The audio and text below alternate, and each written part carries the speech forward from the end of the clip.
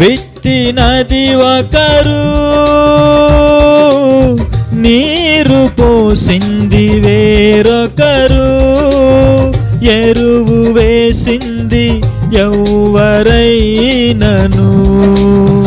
వృద్ధి చేసింది నీవే కదా, సంఘక్షేమాభివృద్ధికి పరిచర్య ధర్మము నియమించినావే, సంఘక్షేమాభివృద్ధికి పరిచర్య ధర్మము నియమించినావే. నీ ఉపదేశమే నన్ను స్థిరపరచెనే, నా సర్వము నీకే అర్పింతును.